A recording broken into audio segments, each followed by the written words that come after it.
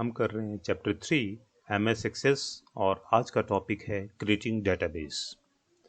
अभी हम कवर कर चुके हैं introduction to database that is DBMS, advantages of database and components of MS access window and then objects of database. ये theoretical topics हम MS access के कर चुके हैं। आज का हमारा टॉपिक है creating database, how to create a database. So you can create database through two methods. Number one is creating a blank database and second is using template. Okay, so these are the two methods through which you can create your database, using blank database option and using template. So what is template? Templates are the pre-exist database with some settings. So let's start. Now this is your MS Access window. Okay, मैं साथ में आपका book पे scroll कर रहा हूँ। ये topic आप कवर कर चुके हैं। अभी आपका टॉपिक है creating an access database. So first is creating a blank database and then creating a database using a template. To create a blank database, click File, Home button, then click this New and write the name of database.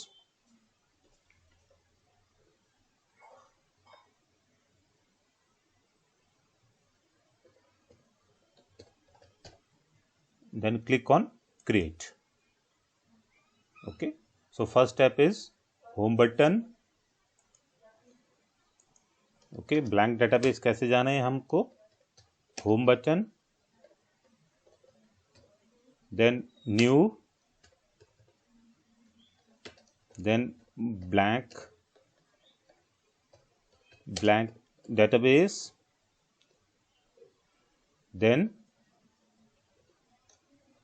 write name of database, write name of database and then click on create button.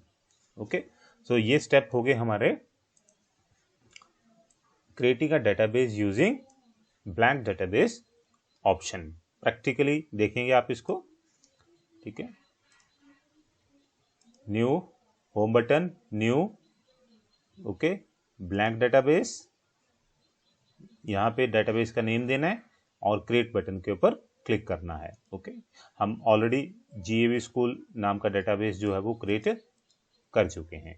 Okay, now second is using template. So इसके लिए भी आपको कहाँ पे जाना है? Home. Okay, same home button, लेकिन इस बार जो है वो आप जाएंगे न्यू। तो MS access, home button, new. ठीक है, और अब आपको ब्लैंक डेटाबेस नहीं लेना है। ठीक है, अब आपको क्या करना है? टेम्पलेट चूज करना है। ठीक है, तो ये फीचर्ड ऑनलाइन टेम्पलेट्स हैं यहाँ पर, लेकिन ये नेट से डाउनलोड करने पड़ेंगे। तो आपको जो पहले से ही डाउनलोडेड हैं वो आपको मिलेंगे लोकल टेम्पलेट्स में। ठीक है, तो आप कहाँ पर जाएंगे? लोकल टेम्पलेट्स में। ठीक है, और ये लोकल टेम्पलेट्स में ऑलरेडी टेम्पलेट्स हैं डेटाबेसेस के। यहाँ से आप एक डेटाबेस जो है वो चूज करेंगे। सो कहाँ गए आप? Home, then new, then local templates, then choose template. जैसे मैंने ले लिया स्टूडेंट, क्योंकि बुक में भी यही एग्जांपल है। ठीक है, और यहाँ पे आपको नेम देना है, डेटाबेस नेम देना है। ठीक है, तो आप इसको चेंज कर सकते हैं। इसका ऑलरेडी नेम स्टूडेंट्स है, तो आप इसको GAV स्टूडेंट्स अगर चेंज करना चाहते हैं तो, और फिर आप क्रिएट करेंगे। ओके, ठीक है, ये टेम्पलेट्स की सेटिंग डाउनलोड कर रहे हैं, तब तक हम यहाँ पे अपने स्टेप्स लिखते हैं। आप होम में गए, न्यू में गए, ठीक है, और इस बार आप कहाँ पे जाएंगे, आप जाएंगे लोकल टेम्पलेट्स में।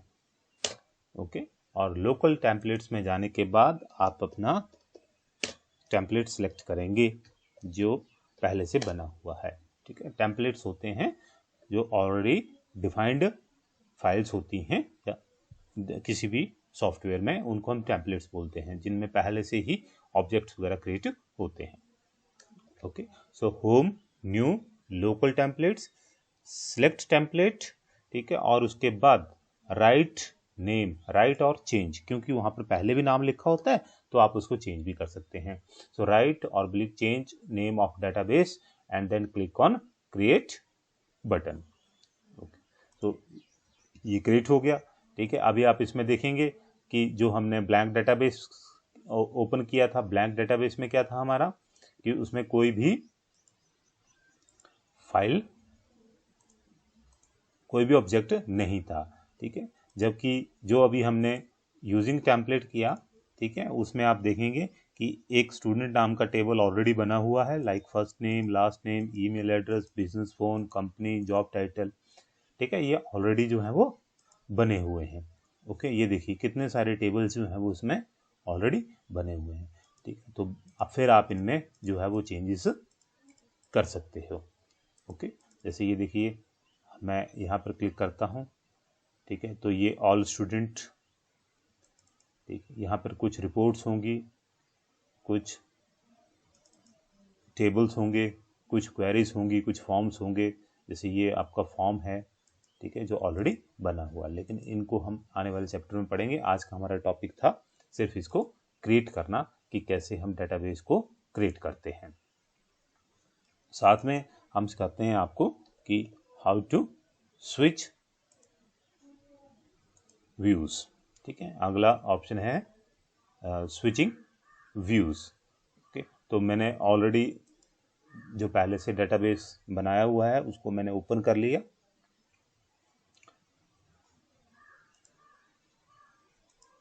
ठीक है, ये डेटाबेस मेरा ओपन हो गया।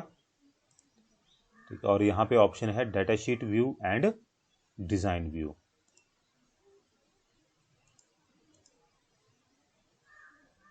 इसमें मैंने टेबल कोई नहीं बनाया, मैं जीबी स्टूडेंट लेता हूँ क्योंकि वहाँ पर ऑलरेडी जो है वो मेरे टेबल बने हुए हैं। ठीक है, तो यहाँ पर देखिए ये एक व्यूज ऑप्शन है, तो यहाँ पर डिफरेंट व्यू है, form view, data sheet view, layout view and design view. तो आप यहाँ से चेंज कर सकते हैं। जैसे मैं डिज़ाइन व्यू में गया, ठीक है, तो ये डिज़ाइन व्यू में चेंज हो जाएगा। ठीक है, और अगर मैं डाटा शीट व्यू में जाता हूँ तो ये डाटा शीट व्यू हो जाएगा। तो आप होम टैब के व्यू ग्रुप से व्यू चेंज कर सकते हो। ठीक है, तो सेकंड होगा आपका स्विचिंग व्यूज।